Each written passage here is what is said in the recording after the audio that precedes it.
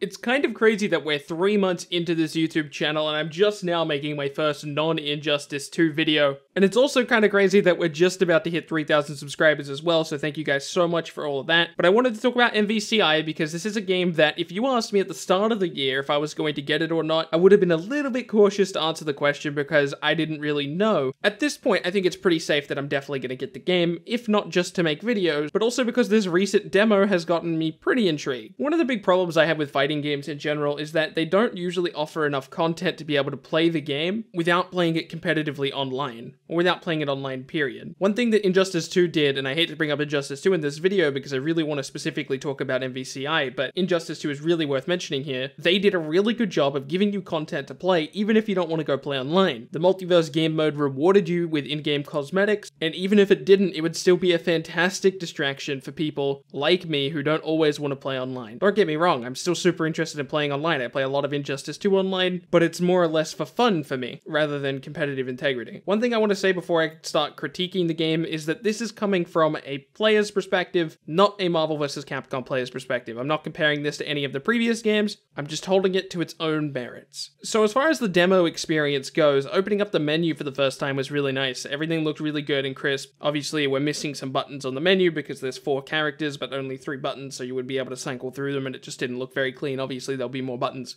on the actual release of the game. Some strange options were automatically enabled. I wish the way these fighting games did it, the fighting games with the automatic combo systems, when you first launch up the game, I just wish it said, hey, by the way, we would like to defaultly enable automatic combos. If you'd like to disable that, click circle, or if you'd like to continue, click X. That would be really nice for players like me who forget that that's automatically enabled and forget to disable it. And for the player who would like automatic combos on, they get to decide that as well. I don't really know why it's not an open decision rather than just hiding it in the menus. Honestly, if you never had played a fighting game before, if you don't watch any YouTube videos, if you're not involved in the community and you pick up MvCI, you might be able to play that game for like 2 months without realizing that there's an automatic combo system.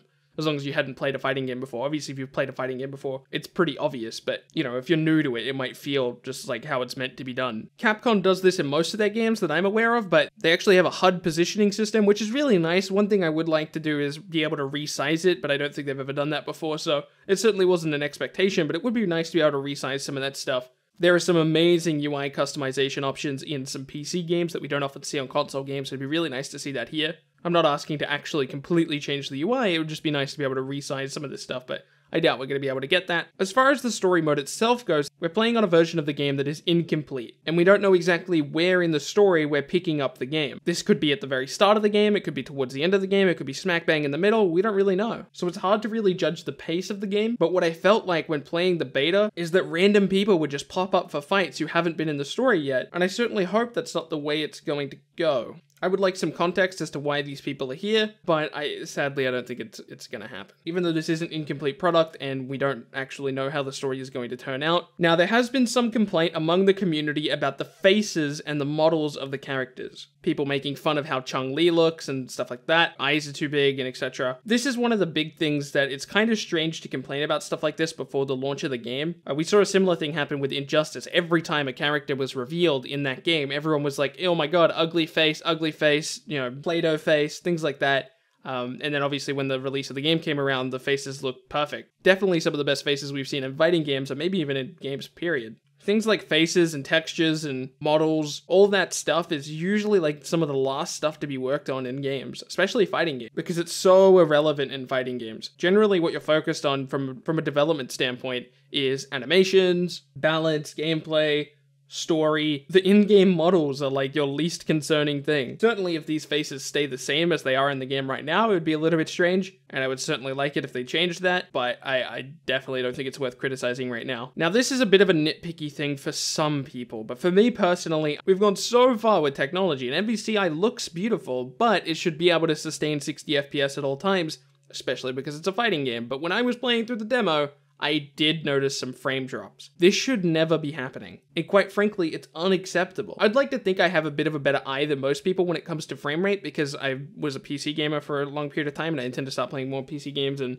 I have a pretty trained eye for pointing out 30 FPS and 60 FPS, and obviously most of the game is in 60 FPS. Although I did notice in between some of the cutscenes when they were like jumping to the fight, that was in 30 FPS. or at least some of them were, I guess.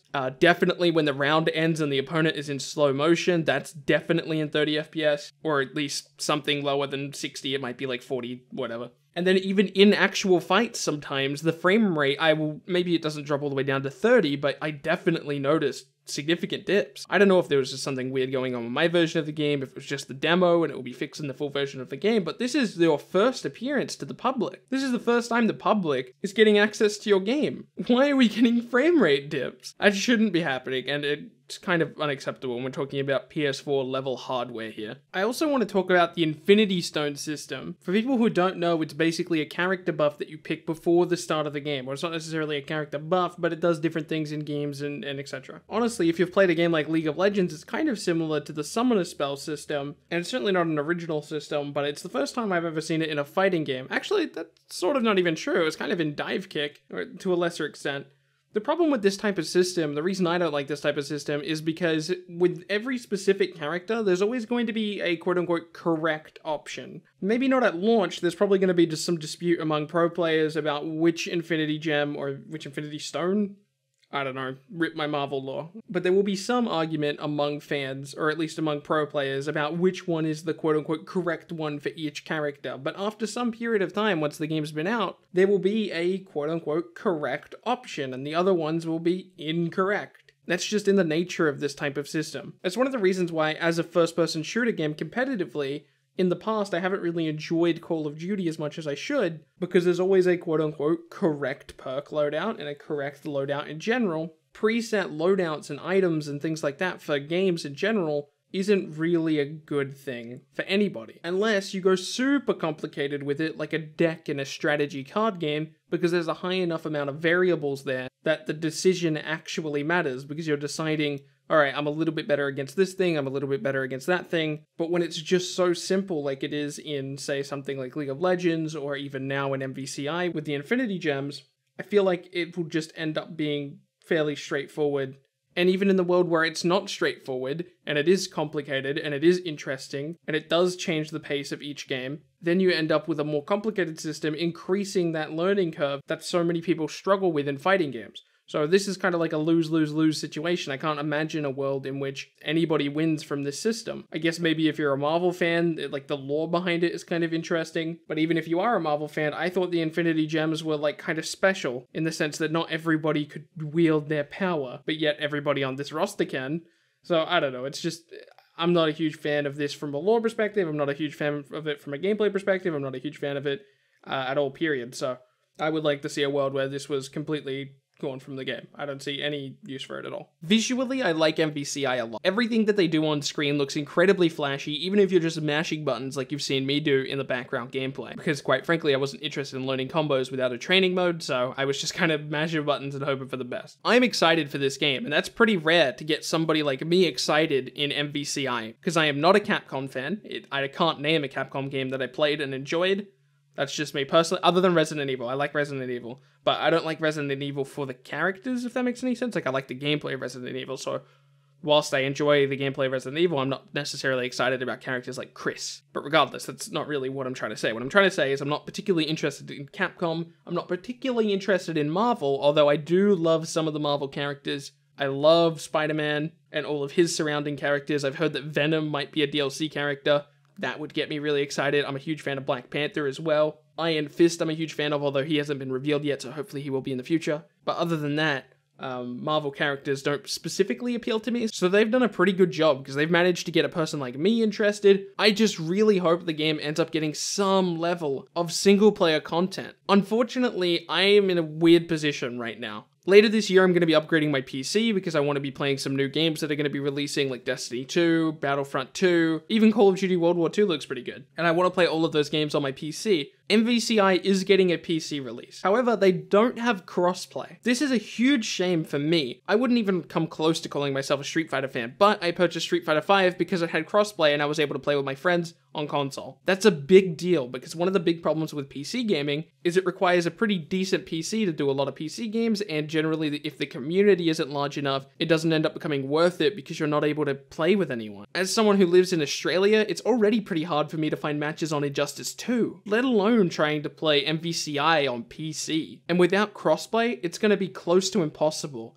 for me to find games. And that's honestly just a shame. It shouldn't be like this. Capcom has the technology. Street Fighter V worked pretty much flawless with crossplay. I've played with friends all the way in America while I was on a PC and they were on a PS4, and it works. It may not be flawless because of course we're playing so far away from each other, but it works. In fact, I think it might have even worked better than when we played from PS4 to PS4. Obviously that's not provable. My internet might have just been running better that day for whatever reason. It just doesn't make a whole lot of sense to me when you have this technology to not implement it. It might be a lot more work to implement it, but I can't imagine how it could possibly be even remotely not worth it. I think the thing that frustrates me the most about not having crossplay is the statement they released about it. And here's the quote. When it comes to crossplay, when we did the post-mortem on 5, talking about Street Fighter 5, it has its strengths but also its weaknesses. We still think it's a good fit for 5, but with this title, which is a less competitive crowd than Street Fighter, and we're trying to reach a broader fan base, the cross-platform play doesn't come into the equation. It's more about just having a great online experience. That's like really disheartening for me to hear. I think the logic here is that the type of people who are going to be playing on PC are most likely more passionate. Generally because more people purchase games on the console, and therefore the people on PC are usually more passionate. All you're doing by removing crossplay is making those players have to purchase it on the PlayStation 4. It's not like those players are going to go play on PC anymore. You're worsening their online experience. When you cut out the players from PS4 and from Xbox, but this Xbox doesn't really need to be involved in this conversation for the purposes of the Street Fighter comparison, it's just really silly because you're forcing the PC players to have to play on PC and only with PC people. And if you're a console gamer, you might not see the big problem there, but the big problem is that there are so few people on PC. If you live in a region like Australia, it's going to be nearly impossible to find games. And that's a huge problem. That is a massive problem. It's so annoying to me that they would use this logic because there is such a few amount of PC players, or such a smaller amount of PC players in comparison to the console players, and they seem to be worried that the PC players are going to worsen the experience of the casual players on the PS4 or the Xbox because they're going to be better? I think that's what is being implied in this statement.